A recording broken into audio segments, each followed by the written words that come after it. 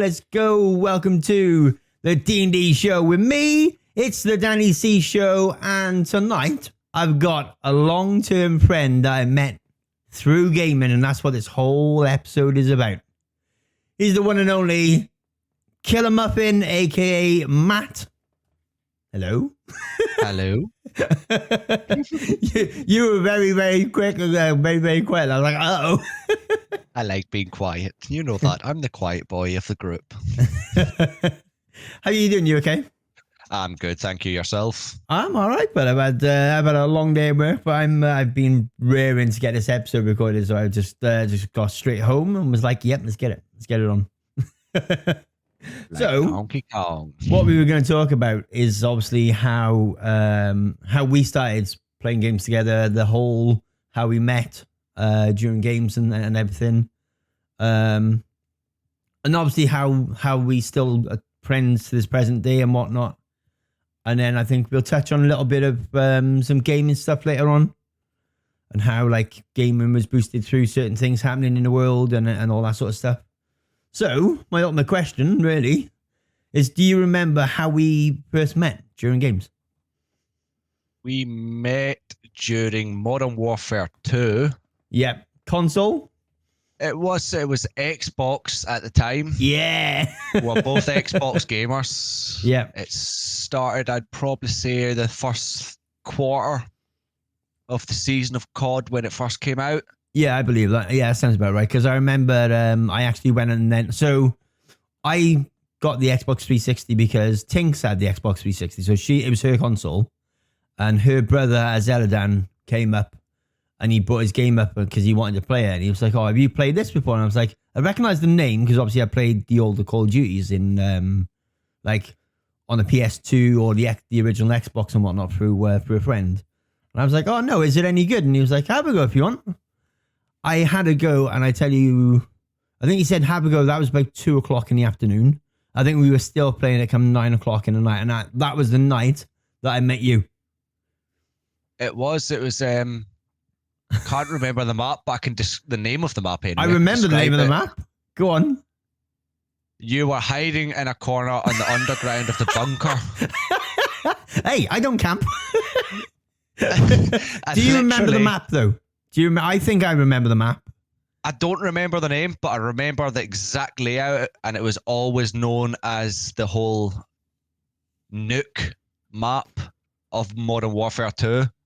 Oh, see, I think we've got different maps then. I was thinking it was Flavella. No, it wasn't Favela. That might have been a couple of hours. That might have been a couple of hours later. Would it have been the one with the bunker in the middle? All grass around it. Oh, I can't think of the name of it. Neither can I. Oh, no, I can't think. Hold on. A little bit of Googling. MW2 maps. Oh, that's the new one. Old MW2 maps. Afghan Derail Estate Flavella High Rise Invasion Kratchy Quarry. Nope, that's not you. Nope. Let's have a look. We will get the name of this map. Rust Terminal Quarry Overgrown? No, it's not overgrown. Wasn't over. Beta, no, it wasn't Rust, overgrown. Savage Strike Subbase. There's gonna be people listening to this, and they're gonna be shouting it at the. They're gonna be shouting it at the thing. Wasteland.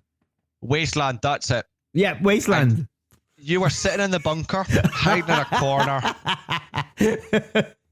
shouting your head off because people kept seeing you in a corner. You kept sitting in the whole game, not an absolute clue of what you were doing, what the map looked like, and you were screaming away. I actually think it was a game I actually left you alone Yeah. because I felt bad. And then I'm pretty sure the next map was Favela, where I brought you in with me and a few players I played Yeah. with. I think it was Jess, and I can't think of I Jess's think it was name. Adam. Adam, that was it. Adam and Jess. Yeah, I remember playing Adam, with. Jess, and obviously, as we know him, Ginge. Yeah, that's your brother, innit?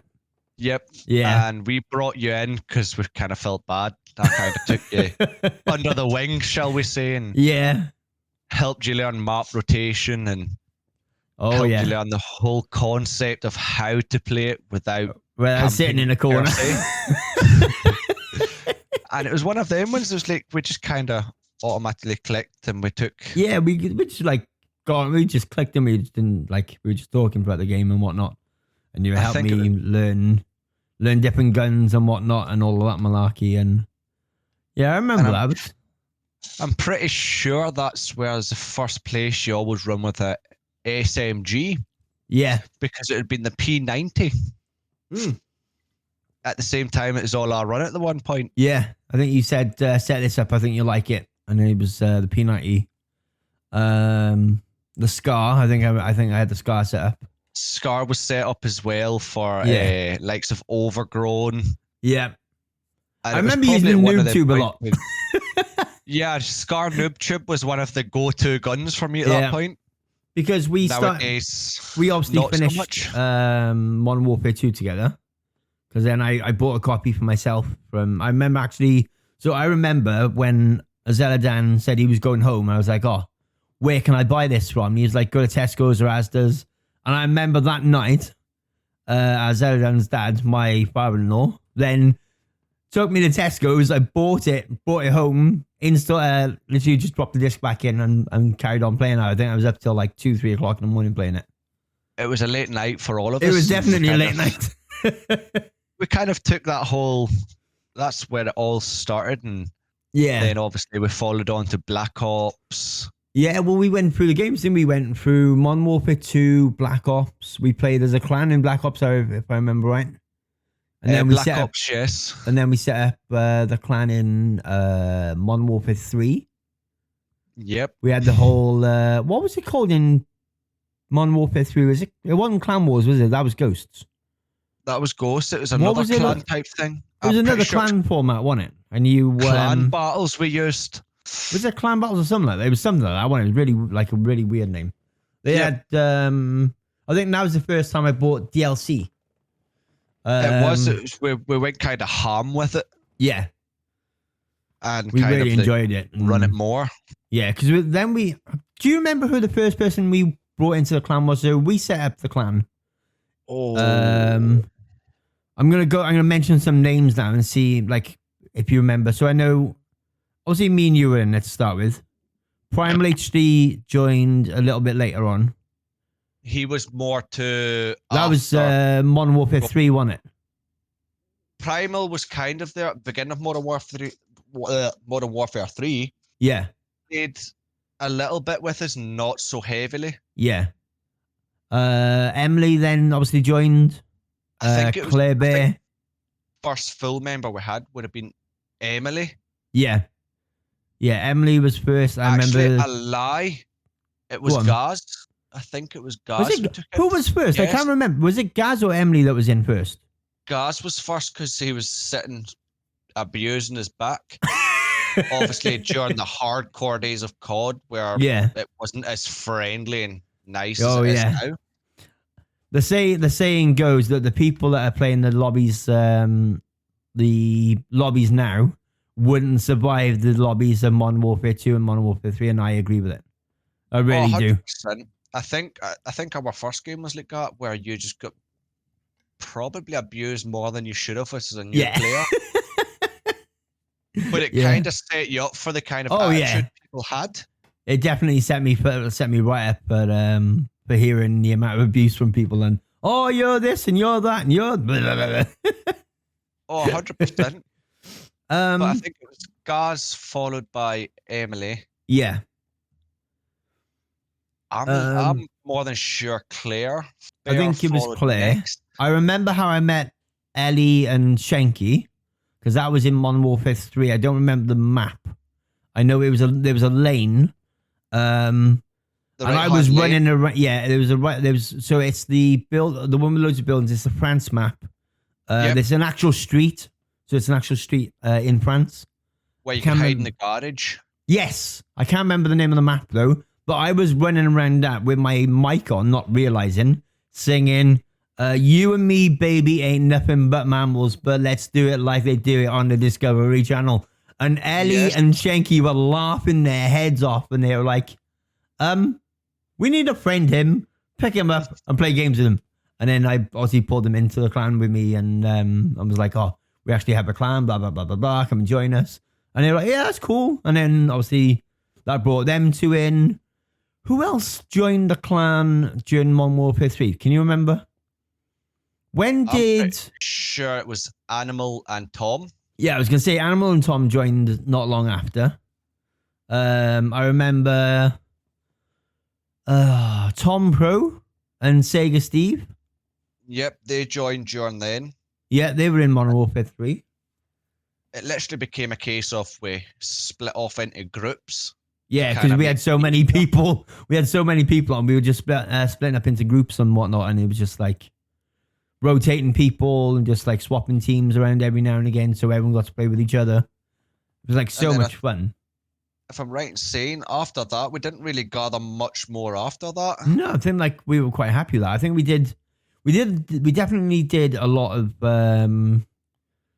free-for-all matches and stuff like that in a clan and playing like games as a clan. I think we played a lot of like throwing the what are they called, party games or whatever they're called. Yeah, we did so Sticks and Stones on Black Ops 2, and all the gun games and stuff like that. I remember them. And then eventually, obviously, we moved on to Ghost. Yeah, where we had Clan Wars. And that was kind of the pinnacle moment for the clan. And yeah, we did a lot more in. Yeah. We did really well. Do you remember? 4 teams? I do have a question for you. Do you remember the first clan tag that we used? Oh wow! Oh, this is a brain teaser for you. What do you remember what it was? In it. Yeah, so we went through a couple, didn't we? Because we were obviously trying to keep it to match the group. So I remember something along the lines of AUK. What was it? AUKS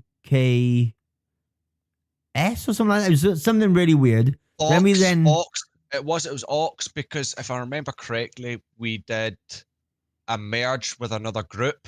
Yes. Yeah, that was it. We picked up a few people, wasn't it? And ours was AU at the start. I can't remember the rest. And their end one was KS. So we merged the two together. Yeah. Then we changed it to UKEP. Yep. And then if I'm right in saying towards the middle of Ghost, we changed it to ENC. Yeah, that was it. And we kind of kept that run probably the best year we've had in COD. Oh yeah, we won. I think we won gold in every clan thing that we went up against. Then. Yeah, that was a long haul. Yeah, I remember the old late nights of staying up playing clan wars and all the clan stuff. Oh, late nights, waking up after work after a night shift, hopping straight on to grind. Getting what was it? Do you remember? Right, this. I'm going to name drop someone now. Do you remember a certain member when we were playing Kill Confirmed? Don't surname drop him, obviously, for legal reasons. Do you remember playing Kill Confirmed and there was one member in the group who used to run around nicking everyone's tags? I can't remember the gamer tag. Mr. Mofo. Yes, Mr. Mofo was the notorious one for stealing every one of our tags. I could guarantee you, every time Kill Confirmed come up, he'd be at the top of the leaderboard because he would run around literally just stealing tags from people. He'd be like, you get a kill, and before you know it, he's run past you, nicked your tags and nicked their tags, and it's like, you got so fed up of it. It was like, come on, I'm trying to get my kill streaks and stuff like that. And it's just like to see him getting in UAV after UAV after UAV and just like run around. Try to run to it to get your own, to get to that kind of area where you need them. Cut you up. Oh, well, I got it. If you're not fast, you're last. It's like, wow, come on. I think every clan had one of them, a tag stealer. Oh, 100%. I think we had a few that were quite prone to it. They would laugh at us because they stole them. Do you remember the story of the offer I got made for the clan when we were doing Clan Wars? Do you remember that? Yes. I think you'd got the offer while I was off. Yeah, so the story goes, I was obviously playing Clan Wars with the lads. After we finished playing, we were having some pub games and whatever, and just playing. And some guy obviously seen the clan level was max, and he was like, "Oh, I'll give you 50 quid cash or PayPal or whatever it was for your clan." I was like, "Mate, you can literally make a clan yourself, put 2 people in it, just play games and earn levels and get it all the way to max by just playing together." And he was like, "Oh no, bro, I want a max one. Blah, blah, blah, blah. I'll give you 60 quid in PayPal." I was like, "Nah, you're okay." And it was like 70, and I'm like, "Mate, you're not getting the clan that I've just spent the last better part of a year building up." He was like, 90 quid final offer. I'm like, no.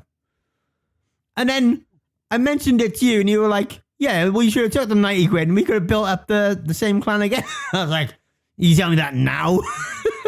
Yeah, 100%, because obviously he just wanted the clan. He didn't want the players. I think my worry with that obviously was the fact it was linked to an email, and obviously, at the time we didn't have anything set up where it was using the clan name. It was just using a personal email address, and I didn't want that being like traced and whatnot. So I think it was the right call. But oh man, it was so nuts. It's just the fact that this guy wanted to cheat his way to a max level clan and get all the calling cards and everything. And he tried everything, like. Yeah.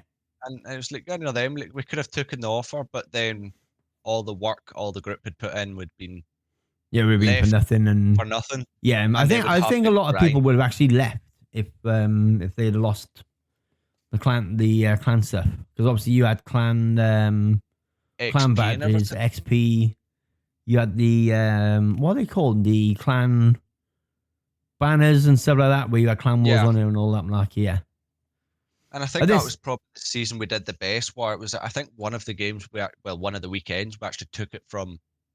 Oh, we took it quite a few thousand up front to like multiple thousand to like. I remember ahead.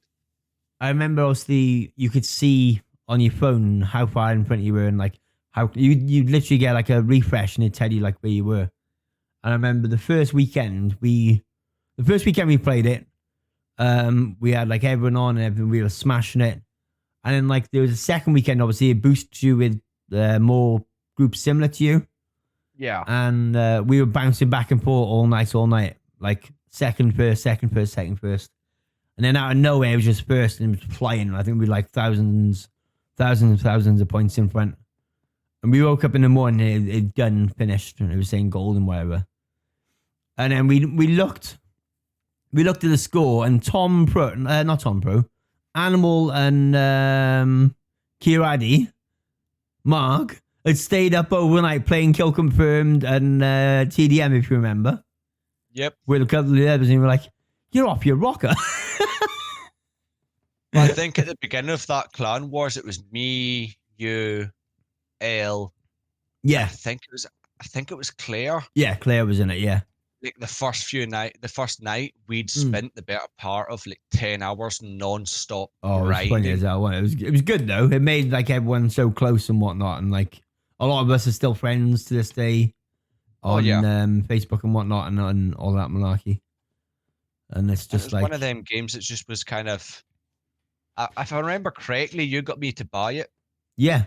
And I played the first week and told you this was absolute garbage. I'm not playing it again. Traded it in to go back down the next day. Yeah. As soon as you mentioned, Clan Wars is coming, I was like, okay, I better go and buy that was again. Ghosts, wasn't it? Yeah. Yeah. I got rid of it and said, I'm not playing this again. I'm going back to Modern Warfare. And then you were like, oh, there's a Clan Wars coming. I was like, oh, okay, I better go and buy that back again. Then paid full price for a brand new copy again. Yeah. The day after I traded it in. Silly boy. And it was like, whoops. It was worth it though. Like, we did really well with Clan Wars and everything, and it was so much fun in terms of like just having something to do and play with people that you get on with really well and everything. And we all use voice chat. I think there was like 1 or 2 members that didn't use voice chat. I know Kiradi, Mark, and Animal Tom, they use voice chat. Torres didn't use a mic. Torres didn't use a mic. Sega used a mic. There was like a lot of people that were all using mics, and it was good. And even though Kyle or Torres wasn't using the mic, he'd always like ping, or not ping, he'd always like, you'd know where he died because he'd make sure you knew. Like, he was always good with that sort of stuff. And he was good enough just to run, like he'd run on his own. He'd be like, he just kind of run up in done front. his own thing. Yeah. It's like if he ran up in front and died, you knew, right, that's where they are. Yeah. And you knew where they were and whatnot. If you seen him go in a shred session, it was a case of, yeah, pointless going up there. We might as well go to the next spawn rotation. Yeah, get on the spawn rotation and get the kills and whatnot. Oh man, it's like a flashback, innit? Going back through all the COD games and stuff. It's hard for me. Yeah, like, I do miss some of the older games though. Like the new one doesn't feel. To be honest, the last few games haven't felt anywhere like the older CODs. I don't know. The new one had that kind of, it had the vibe about it, the play style. Yeah. But then we ended up with what we've got now that put it back into that position of, right, the last 4 CODs are all the same. Yeah. Like, they brought out the first Warzone, everybody loved. Had Verdansk, everybody loved Verdansk, everybody loved the Rebirth. Then obviously they brought this new COD out, played well. Yeah, I think first Warzone was good, and it kind of went downhill. Yeah.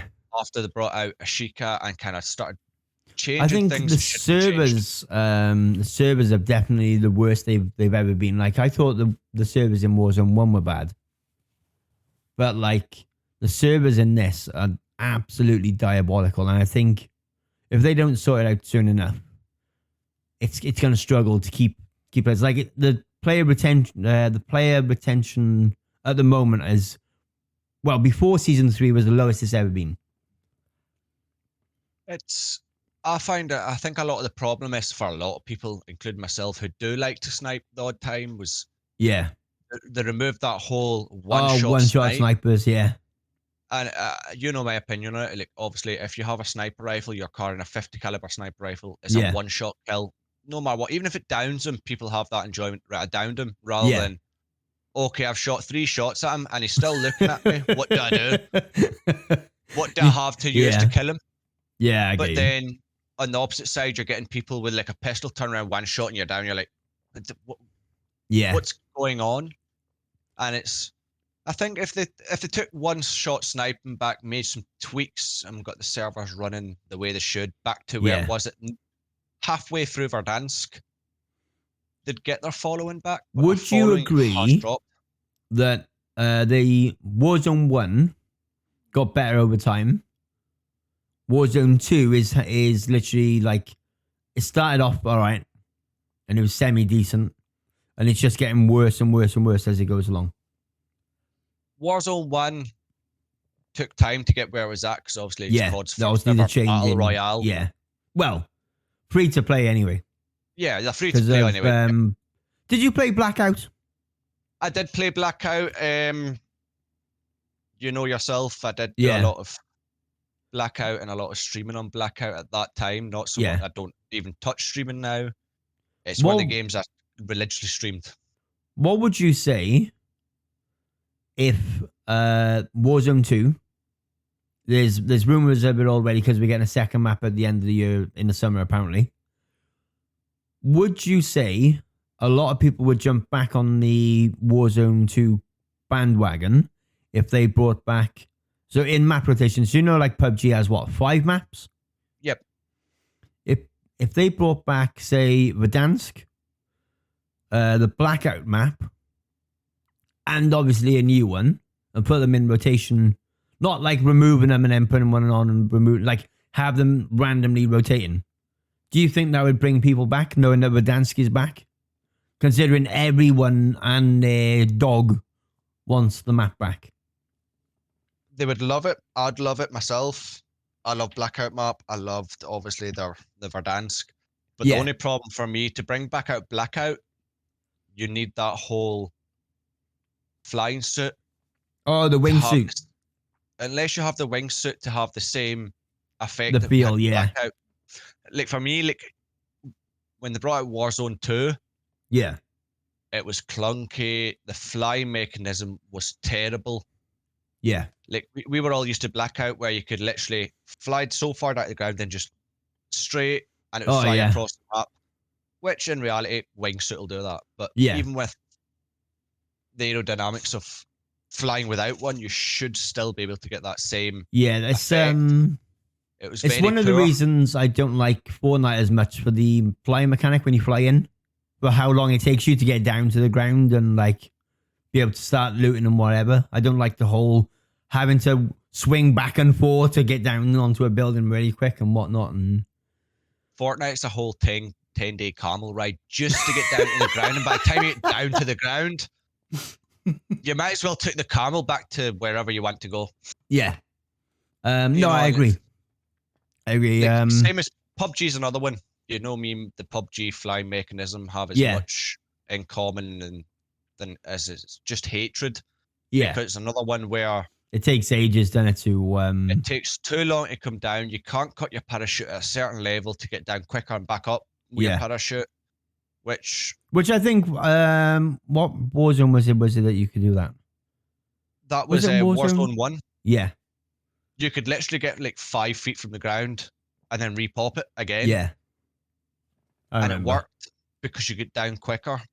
Yeah. But I think with the newer Warzone, you've got the problem of there is no key places. There's not enough places where you can go away like we had in Verdansk, where you could go, right, we can land over there, get looted up, know what we're doing, get to the next place and away. Whereas the new one's a case of, right, you've got to loot that one place and hopefully get enough for your loadout, because you've got to get the next meta. Oh, yeah. I think that's the thing that ruins it. I honestly think they should have kept the loadout option out of Warzone 2. And like, don't get me wrong. While I love being able to take my own guns and whatnot and all of that malarkey, I think bringing your own loot into it changed the playstyle. I love Blackout because obviously it was down to player skill and what attachments you chose. Yeah. Whereas the new one, it's a case of, okay, this is new meta. Throw that at them. Okay, we'll use that. Everybody uses it. There isn't really a skill base. It's just literally have the best gun. You're guaranteed the gunfight. Yeah. Whereas it could be better.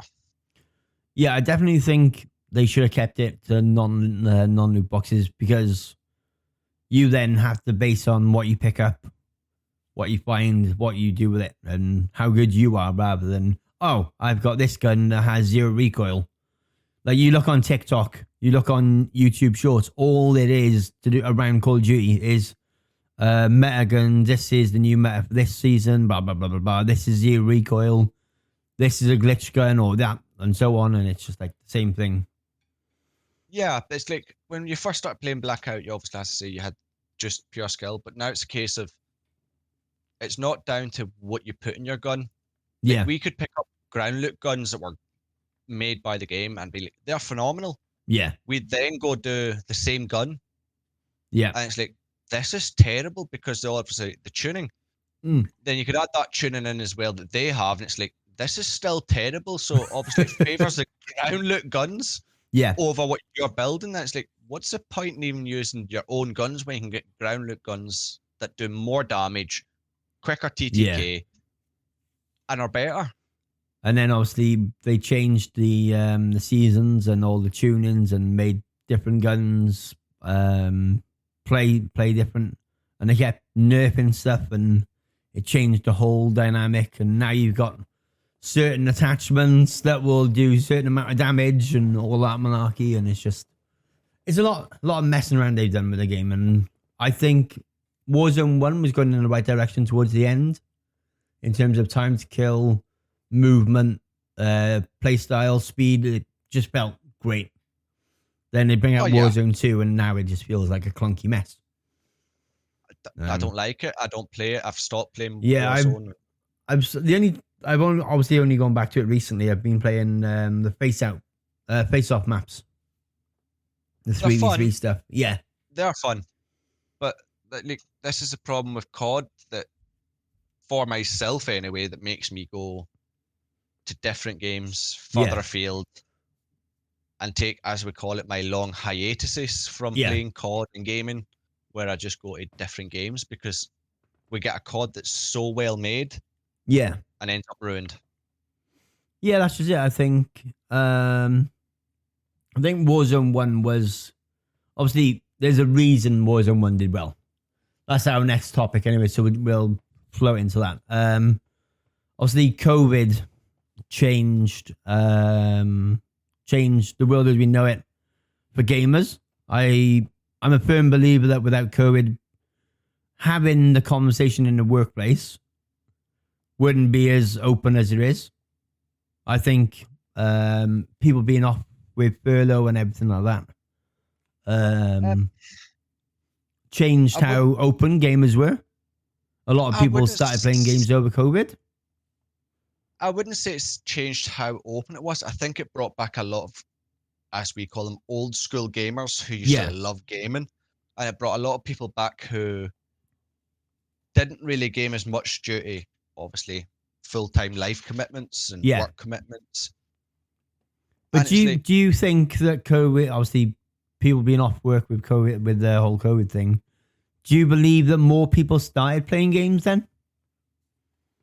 I believe so, because it's obviously an escape route for many people, like, who could be going through probably some terrible times. A lot of people struggle through lockdown. Yeah. And struggled how to cope. And I think that's what kind of made it different. Yeah, I agree with that. I think it brought a lot of people closer together than rather than like our old school version of abuse everyone. Yeah, the old gives people stick and whatnot, and yeah. I think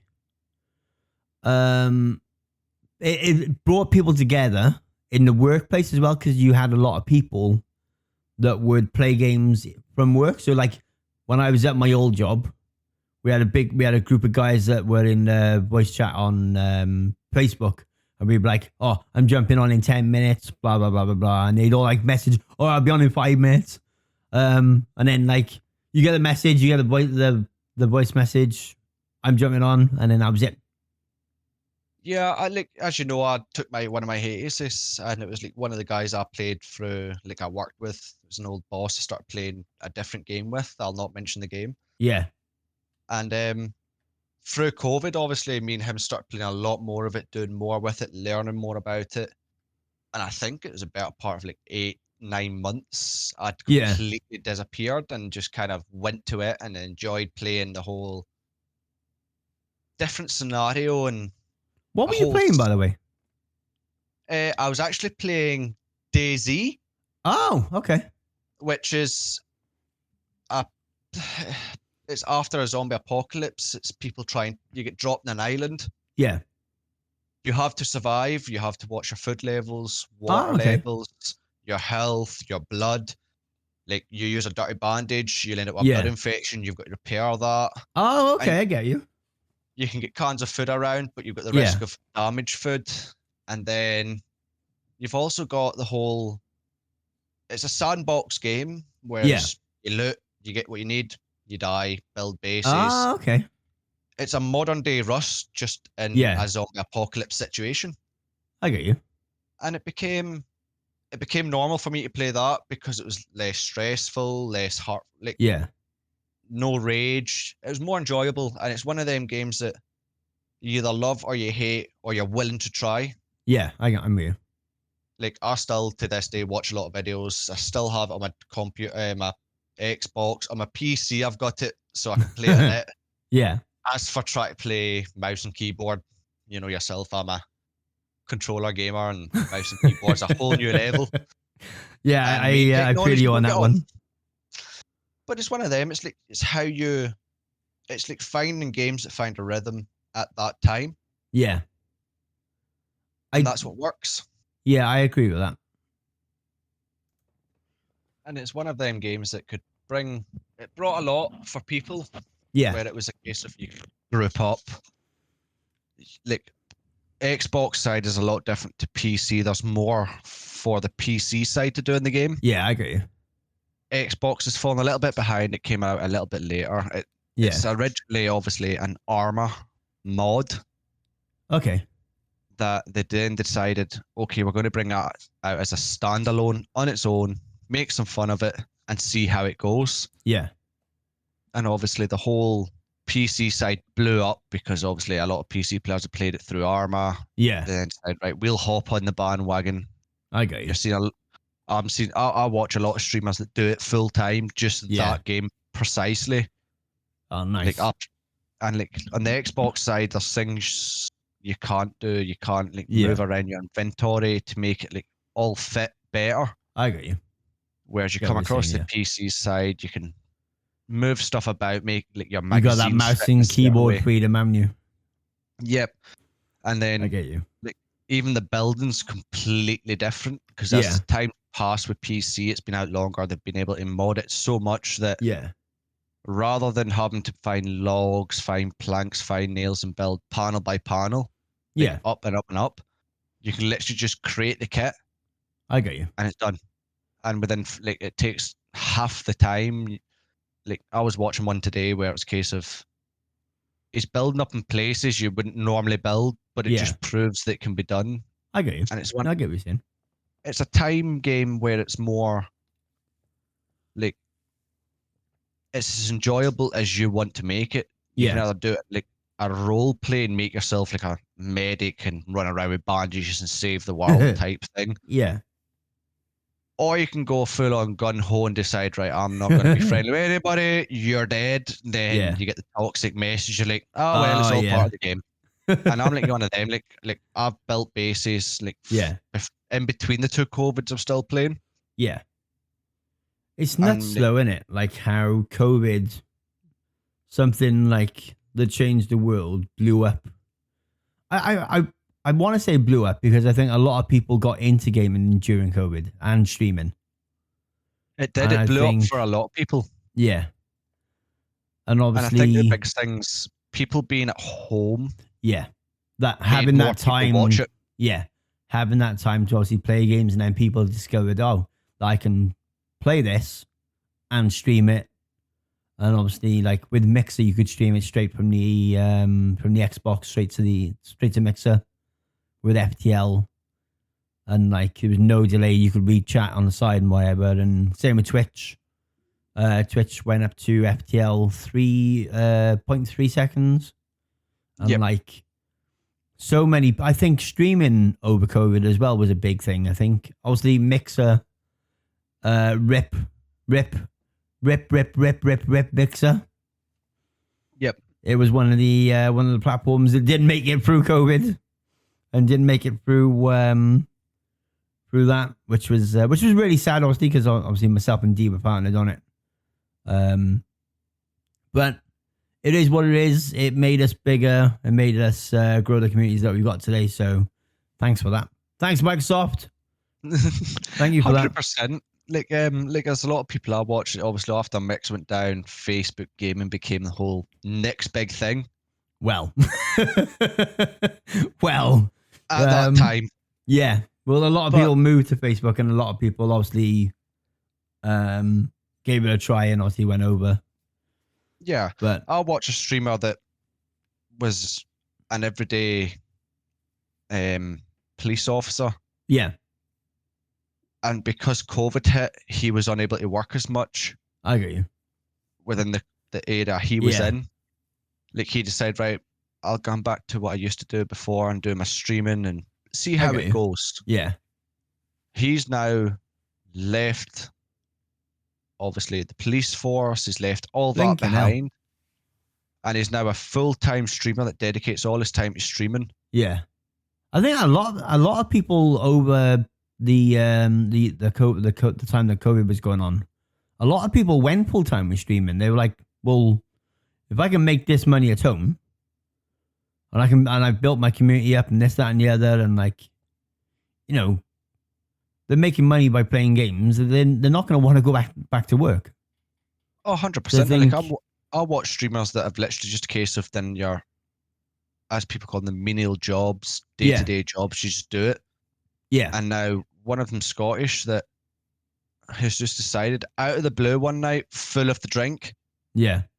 Decided, I'm not going to work tomorrow. I've just done a stream and made more than I can make in a week.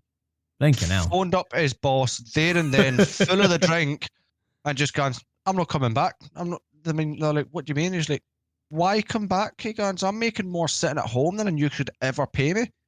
And now full-time streams. And I'm like, who just gives a job up? Like, this is during COVID.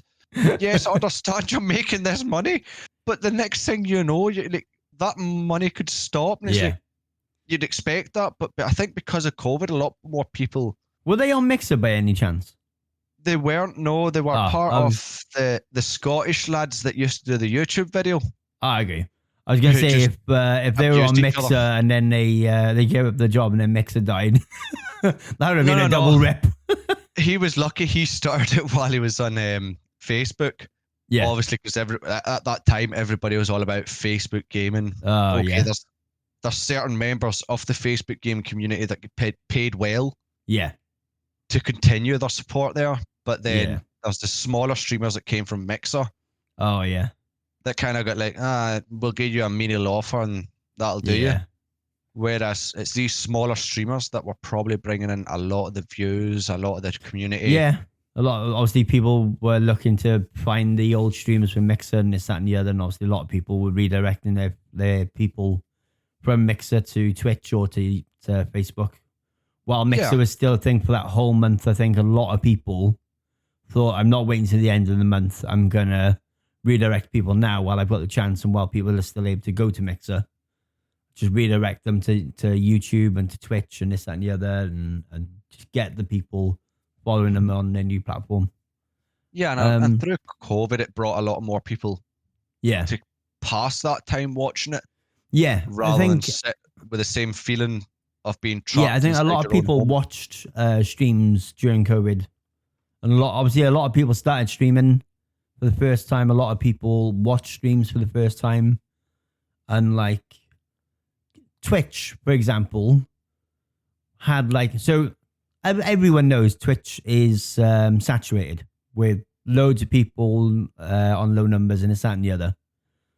And then obviously COVID comes along, and out of nowhere, you just got this influx of so many people streaming. It's just like, you look at if you were to look at the categories during COVID, or pre-COVID, during COVID, after COVID, you'd be like, whoa. Like, what a difference. And it's just like, you look at it now, and the categories are not as bad. Well, they're still bad, because you still get like loads of people just streaming for the hell of it and whatnot, and that's up to them what they decide to do. But there's still a lot of people streaming. Twitch is obviously known for that. It's like, it's the go-to platform. A lot of people, I think, want the big idea that Twitch give. Yeah.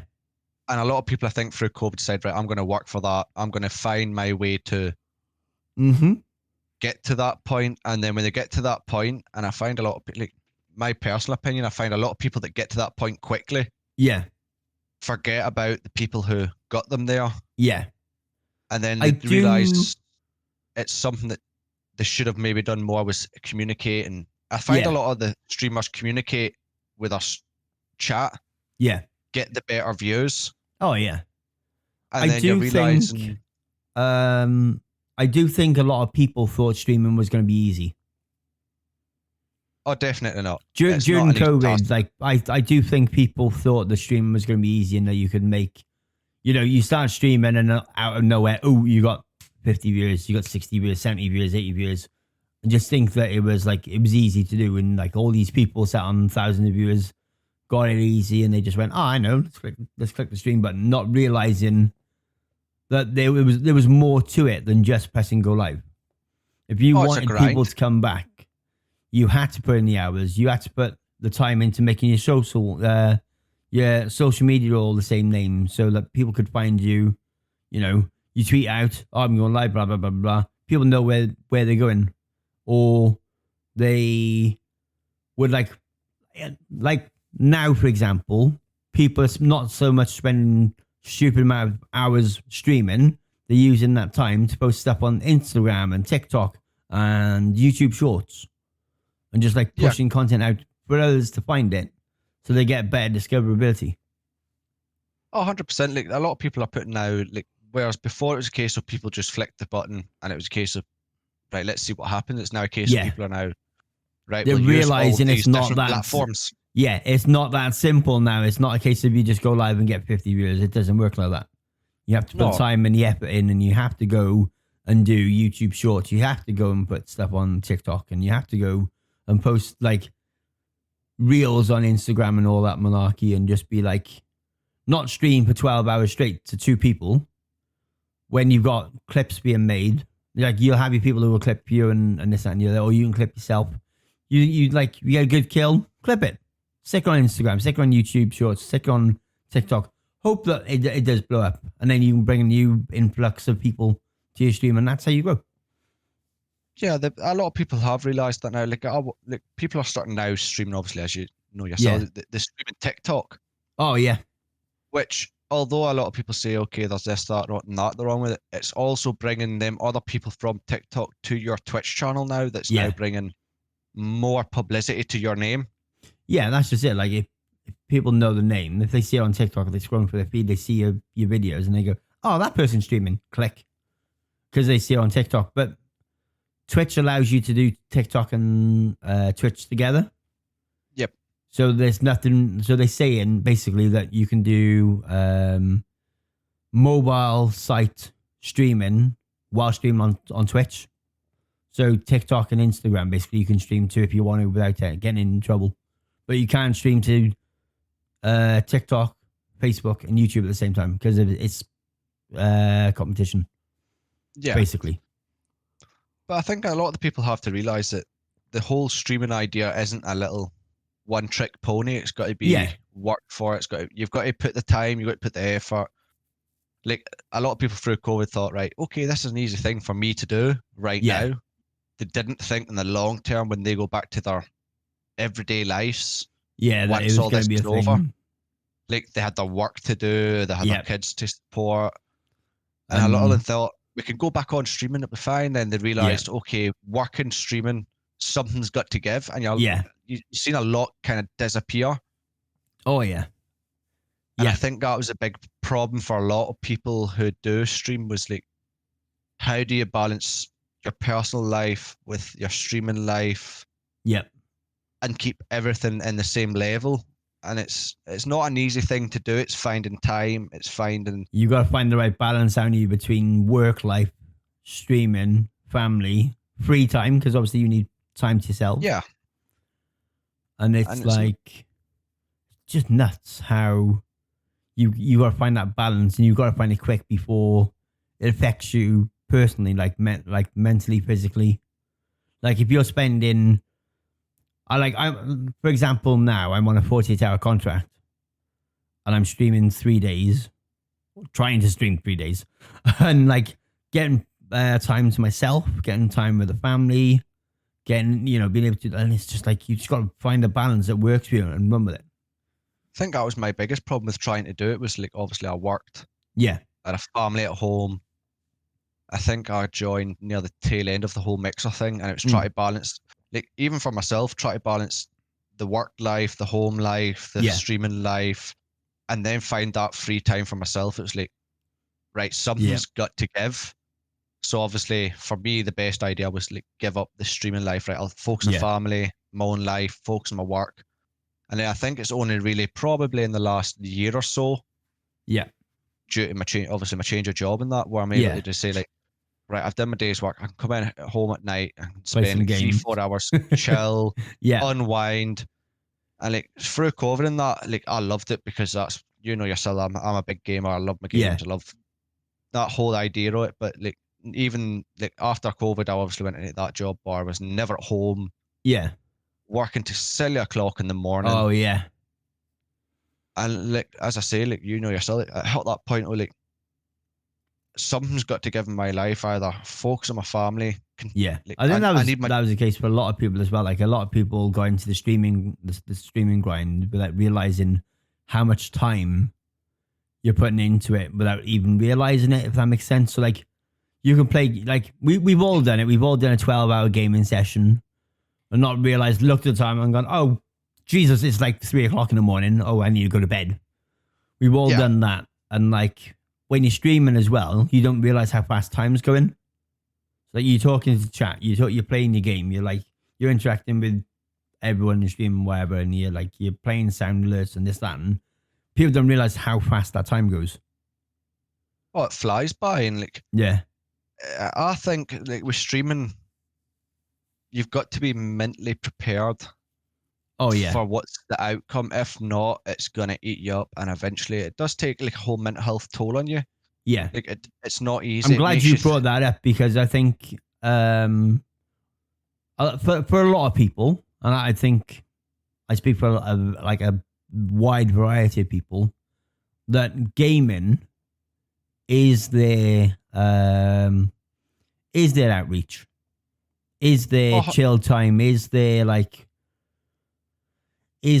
the word I'm looking for? Is their break it's their from life. break. Yeah. It's a whole zone out space where like me, myself, you know yourself, I struggle with like mental health and like from what happened like through COVID and that, it was all horrible then when like obviously gaming was that outbreak of like for everyone. Right. I can kind of it was a break from the real world in a way, wasn't it? Yeah. It was more like, oh well, the real world's out there in a messy state at the moment, but I'm here playing games. I can play games. I can chill. I ain't got to worry about what's going on out there. Like that's what I say. Like chill time. I think I came back to you during the second lockdown. Yeah. And we started playing. I was kind of splitting time. Then eventually I came back full time playing, and like it was that kind of like COD for me. The end point was just stale. And then I came back and played it again. It was that kind of.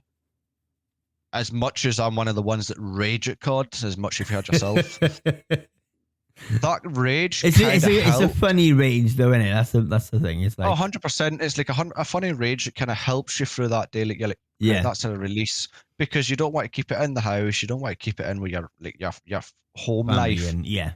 And like that kind of rage at some random person that's just sat in a corner because of what I played. How far can I get in my tent before I disappear?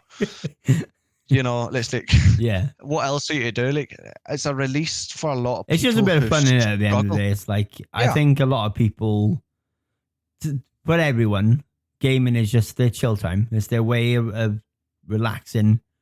No matter what game you play, whether you play Sims or you play Warzone or you play Apex or you play Fortnite or you play FIFA. Or Euro Truck. And tip yourself upside down, but that's all part of the fun. It's like that little bit of release, that little bit of relax and tranquility like people do need in life sometimes. Like some people play golf, some people go get tattoos, some people sing, some people game. Yeah, and I do believe that since COVID, being able to talk about games in the workplace has been a lot easier. Oh, 100%. Like my work colleague, I speak about games. He used to be a PC gamer. He used to be like console gamer. Doesn't play as much now. He's got kids grown, as they say, grown up, but he's literally Peter Pan. But it's like, even he says he would see if he had the time, he'd love to get back to gaming because it's a massive, massive release. It's really weird because like, obviously I work local and like all the staff there play games. It's really weird. Like, back before COVID, you mention a game and people would go, oh, you're a geek. You're this, you're that. No, I just play games. But now, after COVID, it's like, oh, you play, what'd you play? You playing? Oh, cool. Oh, I play that. What's your main? What's your team if you're playing FIFA? what guns do you use? You playing Warzone? Do you want to play games tonight? Yeah, man, let's go. And it's just like so different. Oh, 100%. So, I think so COVID different. made a lot of people realize that games as an outbreak. They've realized, right, gaming isn't actually bad. Yeah. Like, I think the biggest problem is you see yourself, like, big streamers that play every day in, day out, constantly the same game. Yeah. Whereas, like, for me, that's boring. I get bored of it. But you're finding people that now want to play a multitude of Civ games, and they're realizing, right, there's different games for different people. Yeah. Like, we play a lot of FPS, a lot of race games. Like Fortnite, I played back in the day when it was literally a case of save the world before even Battle Royale came out. That tells you, I've actually got the founder edition on my Xbox of Fortnite. So that tells you everything you need to know how long I played it. It was just a different game I could chill on. And I think a lot of people are realizing, all right, I can play that racing game. Oh, I want to play F1. Oh, wait, there's an F1 game I can play. Oh, wait, I can get a race sim for that. I can use a rig for that. And I think a lot of people now realize, because there's a lot more like influential people in the world. Oh, you're getting F1 pro F1 drivers now streaming F1 using the car they would drive.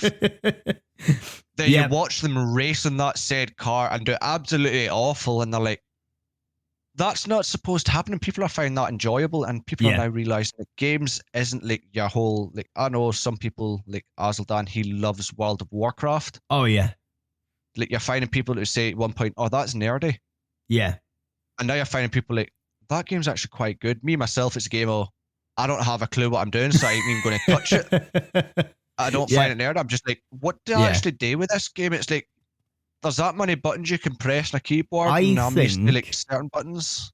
I honestly believe during COVID, a lot more people tried a different variation of games. 100%. Is that the right word? Am I going with the right word there? Yeah, so variation. Like, people would try new games because it's obviously the big one. Let's be honest. The biggest game during COVID was obviously Warzone 1. The timing, I don't know who planned the timing for Warzone in Activision, but all I will say is give yourself a friggin' pat on the back. You couldn't have timed it any friggin' better. The whole world just went, oh, a free-to-play game? A Battle Royale? Bearing in mind, PUBG was a paid-to-play game. So you had to pay for it to during COVID, actually, no, PUBG was on the Game Pass. Was it? Had offset. Yes, PUBG during COVID. That's why I re-downloaded it. Well, I owned it, but I seen it pop up in my, like, obviously myself. I get the Xbox notifications when stuff going Game Pass. Well, I know one of the ones added on PC. It was you had to buy it through Steam, obviously, but like the timing of Warzone being released and the whole thing with lockdown and all of that malarkey. Whoever planned that release nailed it. Absolutely friggin' nailed it. The whole world goes, oh, we need to stay at home for this amount of time. And Activision just went, you know what? Have this. Bang. Warzone. Boof. I think Warzone was supposed to be released during the summer. And I tell you what. The whole COVID thing happened, and all of a sudden everybody got, like, obviously started all the leaks happening. And yeah, like, all the leaks and whatnot. It's the next few months, and everybody's like, nah, it's not going to happen. A load of rubbish. They've been saying it for years, and all of a sudden, boom. Yeah, because if you remember, what was the name of it? The ground war maps for Warzone. Sorry, the ground war maps in Modern Warfare 2 were all part of the big Warzone map. Yeah. And people were figuring this out when they were finding leaks and stuff and all the data miners and whatnot. And then obviously, find little pics. Yeah, and then we had all these little leaks and stuff, and then out of nowhere, we had this timer on the Modern Warfare screen. It was like, I can't remember what a thingy, but then the countdown happened. And then we had, obviously, then the trailer and everything, and boom, there it is. Definitely. Like, COVID helped a lot of games blow up. Like Fortnite for years, I say. Well, like, Fortnite was huge, wasn't it? Like, pre-COVID, Fortnite was huge anyway. Pre-COVID, it was huge. And then all of a sudden, they started the whole idea of, like, people like me and you who are getting on in age, not as quick as reflexes. Thanks for that. the whole idea of this quick build and pressing all these buttons is like, it takes me long enough to reload my gun in COD. Never mind adding in 50 other buttons and combination you can use to build something. I tell you what, that loved it. Yeah, I'm so glad they brought zero builds because I was asking for that for years. I was like, Fortnite would be a really good game if they just let us have gunfights rather than building 50-story buildings and like just trying to outbuild each other for like 20 minutes before you get dropped to the ground and you break your legs and you're dead. Like, that's the thing with the whole build thing was like, I was watching people fighting and they're like, yeah, they spend more time building than the day shooting each other. By the time he built that, I could have shot him in the ass and just enjoyed my game. But instead, I'm sitting here watching him build about 30 walls around him. Yeah. Trying to figure out how to actually get inside them walls because there's probably about 10 different bloody well ramps, possibly a bloody dome on top, followed by an extra dome on top, followed by another ramp. And then you're like, how am I supposed to kill this guy when he's doing this whole quick edit thing? And here's me still trying to build a first wall in front of me. It's like, just give me something where I can get boots in the ground, old school gaming way, boots in the ground, let's have a full-on gunfight and have some fun. Yeah. Whoever wins that gunfight, fair play, you've outdone me. 9 times out of 10, I'm that kind of guy, like, well done, you've just shot me while I'm not looking. So we've obviously gone through the whole COVID and how it changed games and whatnot, and streaming, how it blew up and everything. We've been through the whole working in obviously in the workplace and how games have changed, and how easy it is to have a conversation with people about games.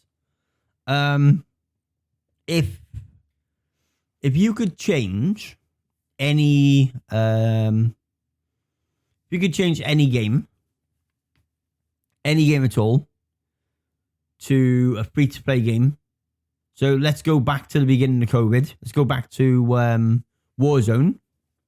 Mm-hmm. If you could swap Warzone for any game and do it all again, be at home for however many weeks and just play that game, what game would you change it for? It's got to be DayZ. Yeah? 100%. It's like, DayZ is a game where you just take your brain out and enjoy it. You forget about everything. Like, DayZ is one of them games you could probably, like, you can get a car, you can go and do stuff, but it's one of them games you could, if you choose, you can run around the map for hours on end, finding different things, doing different things. Yeah. And it's a case of, like, whereas you're playing Warzone and that's constant thinking of the next strategy, unless you're on a gun battle in DayZ. Yeah. It's like for people like me and you that play a lot of FPS, the natural instinct when you get in a gun battle is the whole rotation. It's a natural thing. Yeah. But it's a case of, like, you could possibly meet up with some random person on a coast and have a whole epic adventure for possibly 5-6 hours and not even realize. Because simple case, so it's fun, it's enjoyable, it's calm, it's relaxed. Okay, it gets to the shoot bit and you're like, oh dear God, how did I do this again? What game is it? So I've seen loads of YouTube shorts and I've seen loads of TikToks where they meet each other randomly. Obviously, the voice chat is open, so it's. I think it's DayZ. I might be wrong. Where they meet randomly somewhere and they like just start helping each other out. Have you seen them videos on YouTube? Yeah. That's DayZ. Like, that is DayZ. I thought it might have been DayZ. I've seen days where I've played solo without people. Yeah. And I've met up with random people, helped them build a base. I've buggered off, just left them with a base, and it's like, you go into the next person, then you could possibly do the same again, or it could be a case of, right, I'm looking for gun battles. Such and such shot me in, like, say, a place on the map called Tessie Mill Base. Yeah.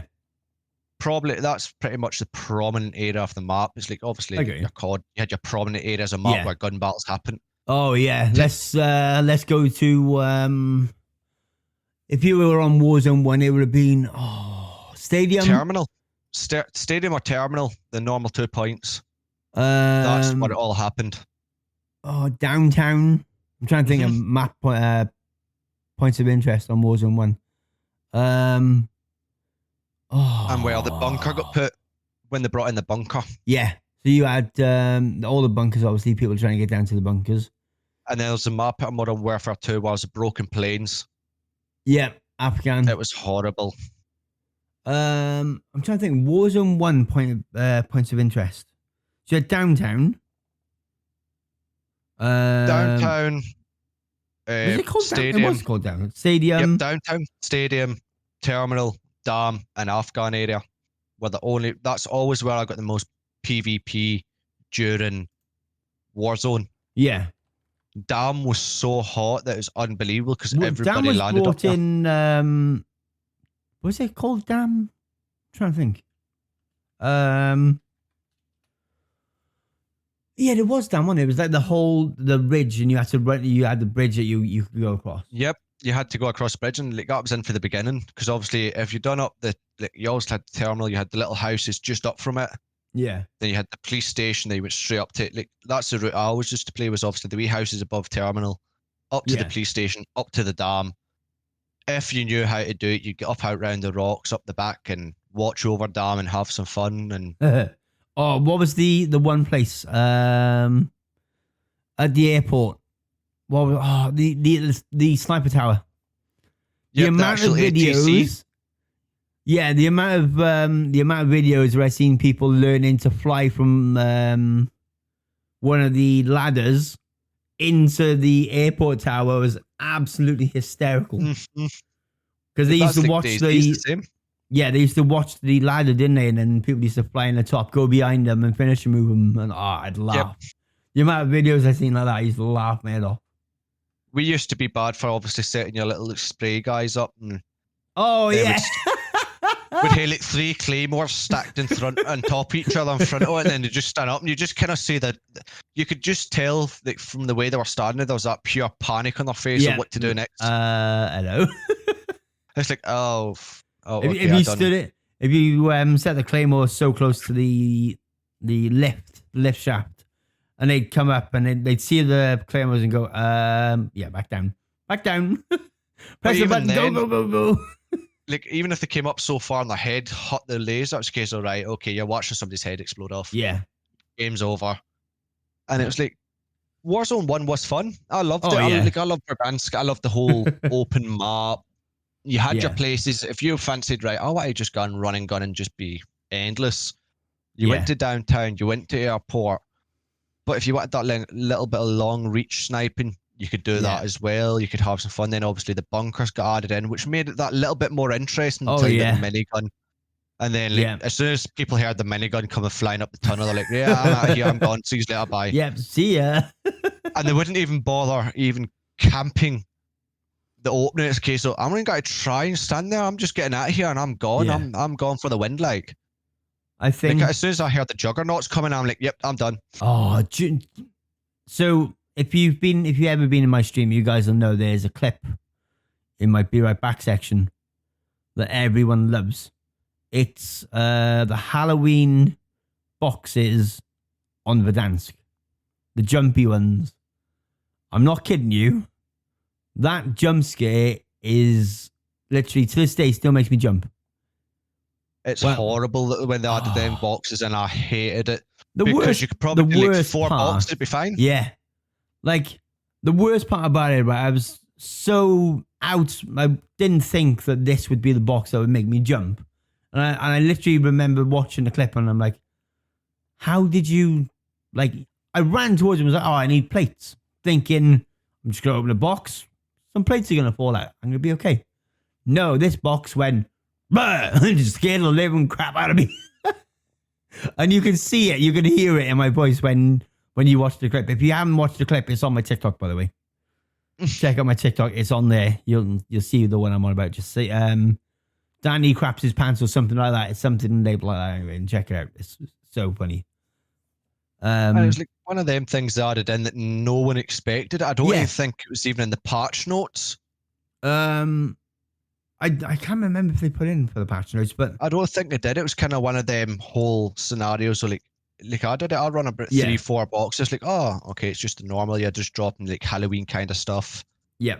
And then out of the blue, this thing came up on my screen. I think I nearly launched my control. And at that time, I was obviously using my elite, and I thought, I've just nearly threw my £150 control. What the hell am I doing in this game?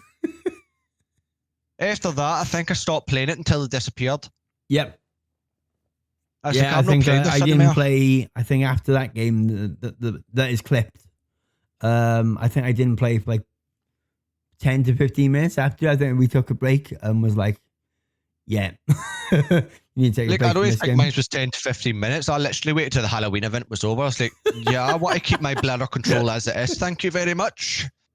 It was like, they did a lot of things right, didn't they, with Warzone 1? The timing of it with COVID.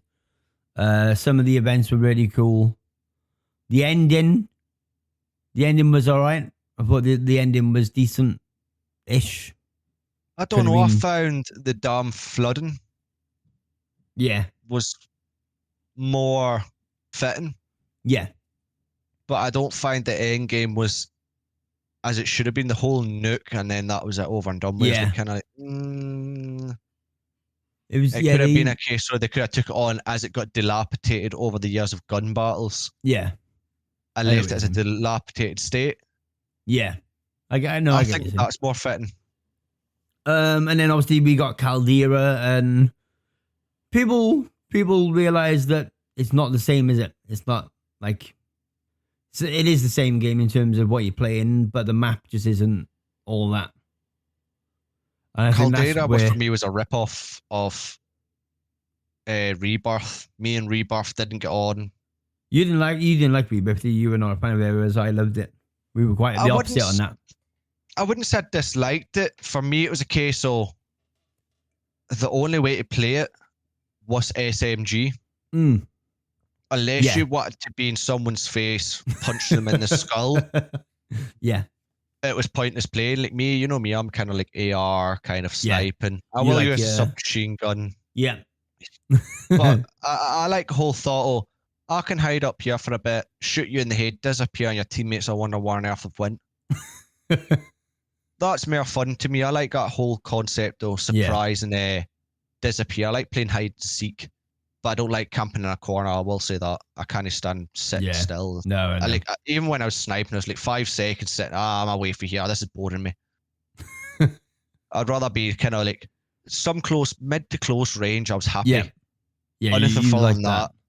I like to be kind of close enough, but then there's some games I'm like, I want to be close enough to you that I can smell you breathing. Yeah, no, I know what you're saying. Yeah, the whole SMG running with pistols and all that malarkey on Caldera just wasn't the game. I think Caldera was a big mistake, if I'm honest. 100%. The hills are too steep. You couldn't run up half the hills properly. We knew that the Call of Duty servers weren't great. They were better than they are now. But I think the biggest problem was the whole. It's an effect they put on to make it realistic. Yeah. But with Caldera, it was over the top. Like those hills you should be been able to climb. Oh yeah. Get stuck around one side and Nah, stay there. You can just stay down there.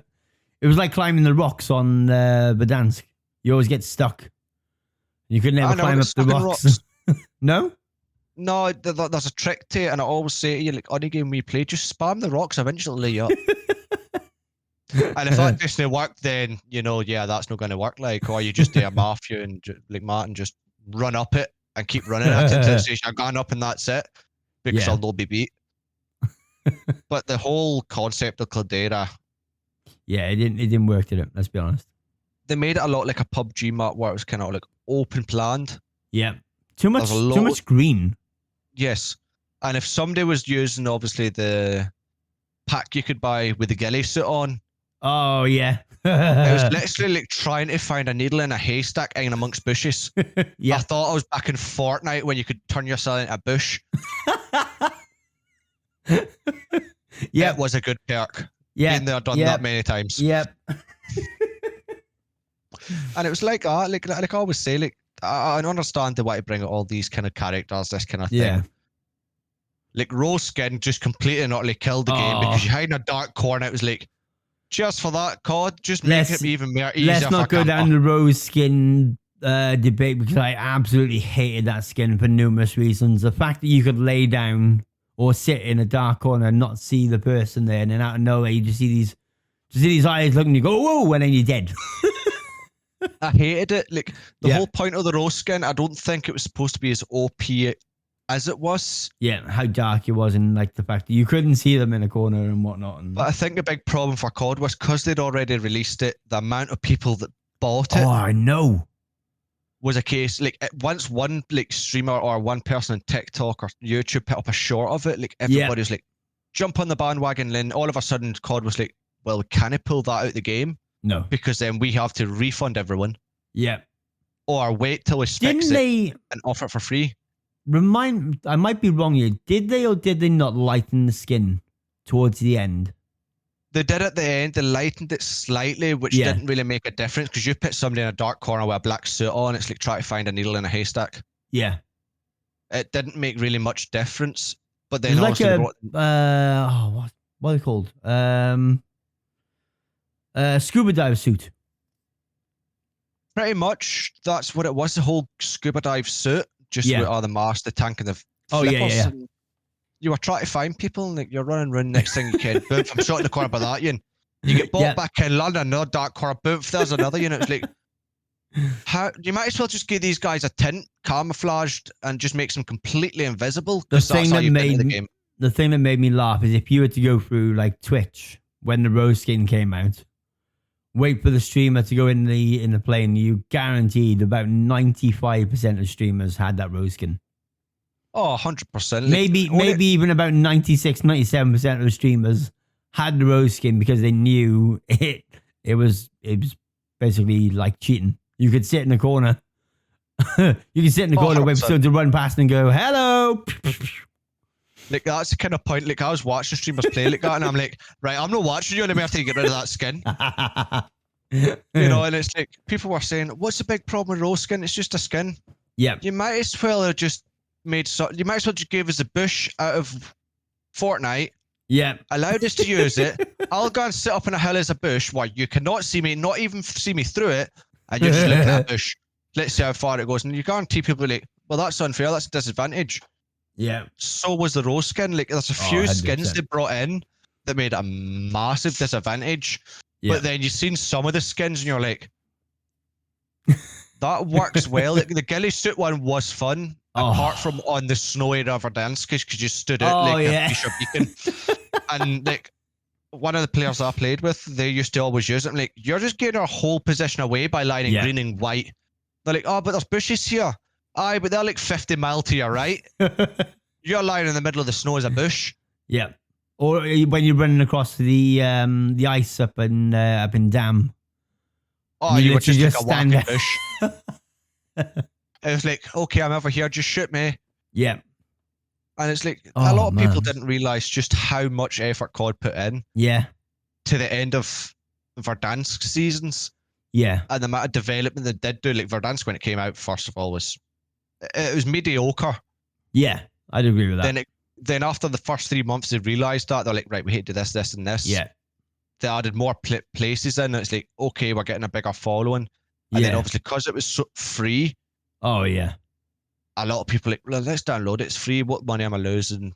Let's see how it goes. Then I would say it probably had a bigger following than the Warzone would now have.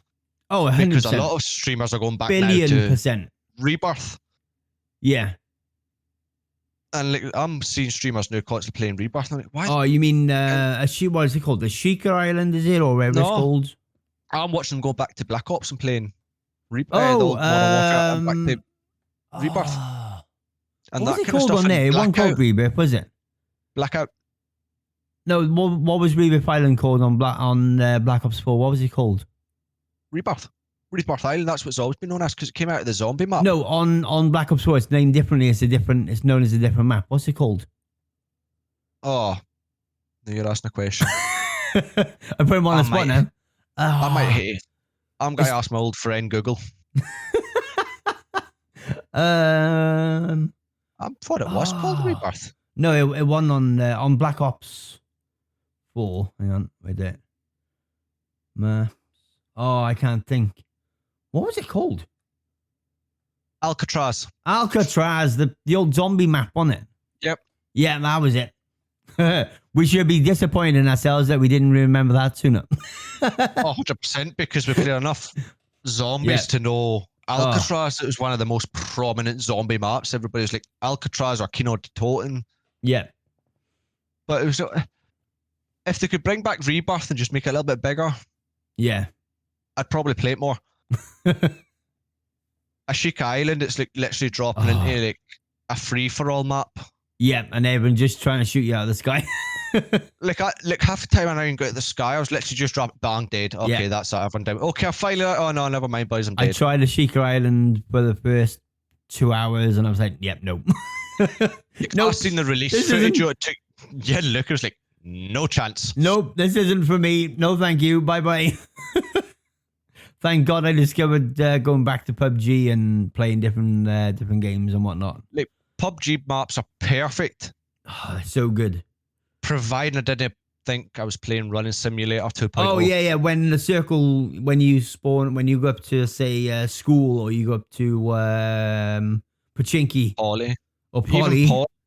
And then the circle goes all the way down to military base. And you've got to get in a car, you've got to run for miles.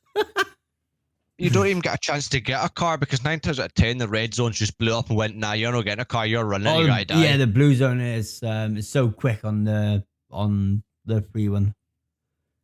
Oh, man. Do you know what? This has felt like a throwback episode. Oh, 100%. Going back, like talking about Verdansk and stuff like that, and the whole COVID thing and everything. I really enjoyed this episode. I really have. It's been good fun. Bringing back old memories. Yeah, all the old memories and whatnot, and you guys got to, you guys obviously got to learn about my first gaming experience on Modern Warfare 2, so that was really cool. And you got to meet Matt, which is really cool. Thank you so much for doing the episode, man. I appreciate it a lot. It's been really good fun. Thank you very much for having me. The only thing that we've got to do is we've got to get you guys to share this podcast with your brothers, mothers, sisters, aunties, uncles, and friends of the family. Don't forget to send it to the random chick that I had you on Snapchat. Or I had a guy. Oh, really quick story. I had a guy add me on Snapchat.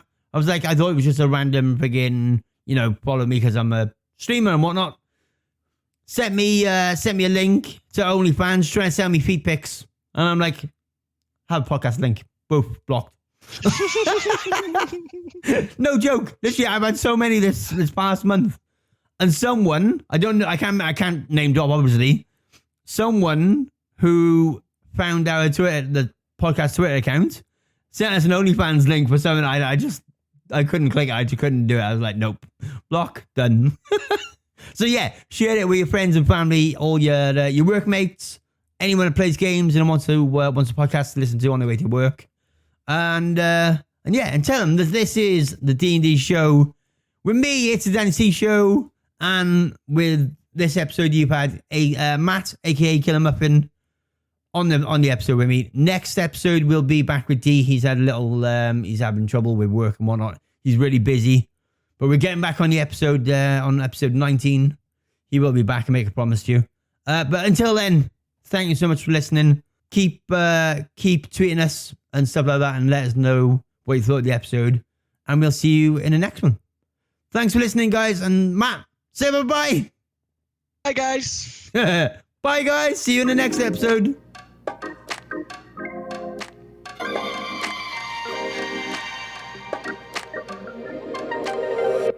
Thank you.